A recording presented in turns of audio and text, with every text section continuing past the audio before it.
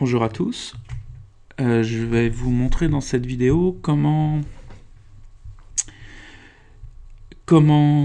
calibrer un effort basé sur la puissance sans avoir recours à un test de PMA, donc en utilisant directement le profil de puissance record. On va avoir pour deux types d'exercices, un exercice plutôt court et un exercice avec des intervalles plutôt longs. Donc le premier exemple, vous pouvez voir dans mon petit bloc-notes là, on va se baser sur,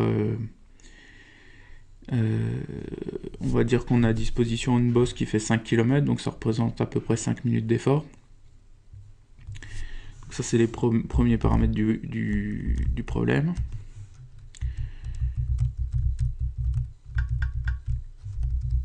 Le deuxième étant que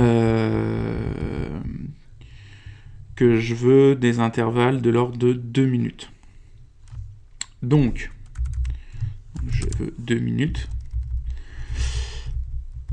Et pour une bonne base de travail est que pour 2 minutes, le temps de récupération il est de 50% ou un petit peu moins, donc entre 1 minute et 50 secondes. Donc à faire varier au cours du temps suivant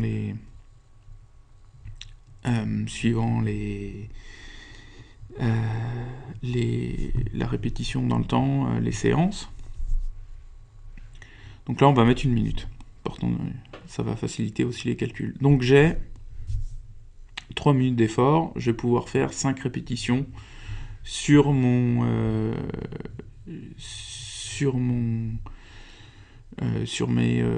bosse, puisqu'elle fait 15 minutes d'effort. Donc la durée de l'effort, ce qu'on compte comme durée d'effort, c'est le temps d'effort. On exclut le temps de récupération, donc c'est 5 fois 2 minutes, c'est-à-dire 5 fois 2 minutes, ce qui devient donc, je vais vous le marquer comme ça, 10 minutes d'effort. Alors, à quelle puissance travailler?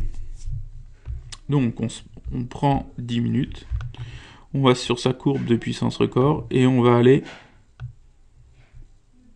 se positionner à 10 minutes. Donc à 10 minutes, pour ce profil record, j'ai 401 watts. Donc on va travailler à 401 watts. Pour la récupération, en I1, soit en dessous de 200 watts, 180 watts,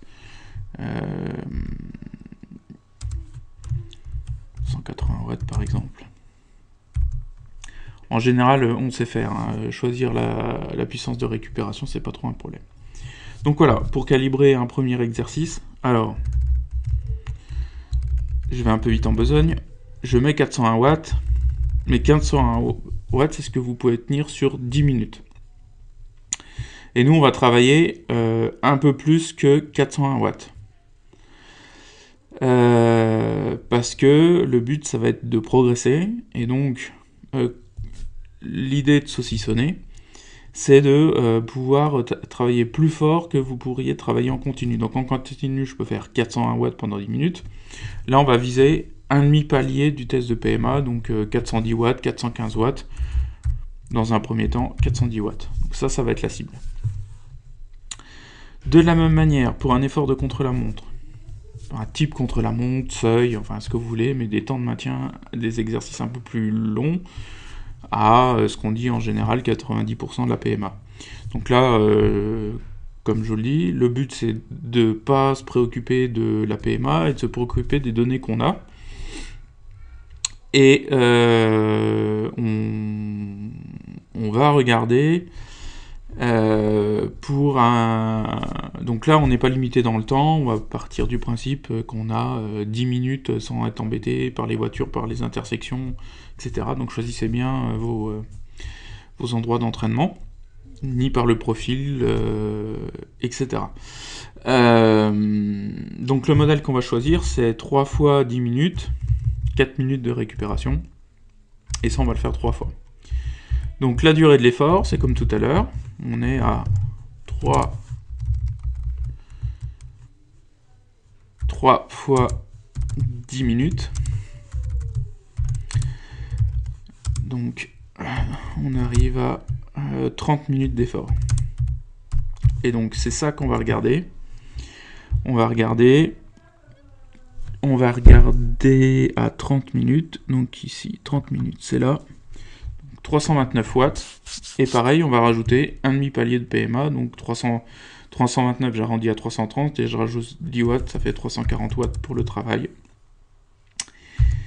Et puis pour la récupération, c'est pareil. Vous vous mettez en I1. Donc c'est...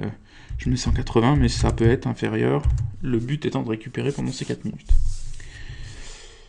Donc voilà, comment calibrer des efforts sans se poser la question à quel pourcentage de PMA je dois être, sans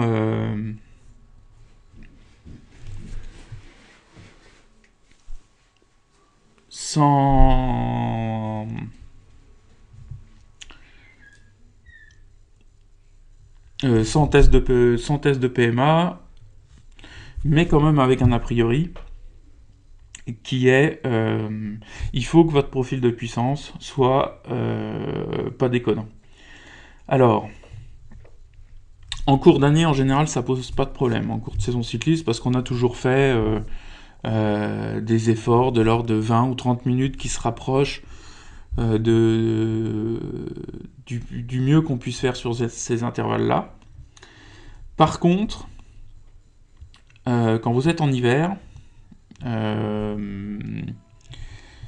c'est bien, alors si par exemple vous êtes en janvier 2018, c'est bien de vous baser sur le profil record de 2017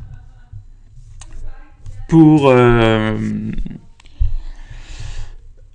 calibrer vos efforts. Parce que si vous vous basez sur les 6 dernières semaines et que vous êtes sur une période de reprise, il y a de grandes chances que vous n'ayez pas atteint, vous n'ayez pas cherché à atteindre vos temps de maintien maximum pour 5 minutes, 20 minutes, 30 minutes, etc. Donc vous risquez, mais le risque n'est pas très grand, vous risquez simplement d'avoir des exercices qui sont d'une difficulté trop faible. Donc voilà le risque. Donc deux solutions. Soit vous êtes en cours de saison, vous vous basez sur le profil record des 6 dernières semaines, c'est une bonne façon de voir les choses. Soit vous êtes sur une période un peu hors saison, donc qui peut être l'hiver, mais qui peut être, suivant votre pratique, une autre partie de l'année. C'est mieux de se baser sur quelque chose de global. Quitte à pas rajouter, comme j'ai rajouté, les 10 watts pour tirer un peu. Donc voilà une bonne façon de calibrer vos efforts sans vous poser la question, la zone I4, elle commence à 80, 85%, etc.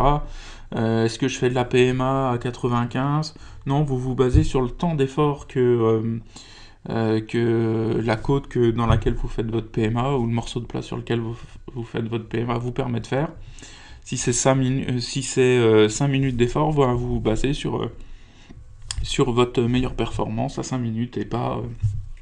donc ici, par exemple, si vous avez que, je sais pas, 5 fois une minute, et ben on les fera à 425 watts, plus 10 watts, pour se mettre un peu dans le dur. Donc voilà comment un peu calibrer. Alors après, en termes de progression, c'est pareil. Si votre... il y a deux choses qui font qu'on peut augmenter les puissances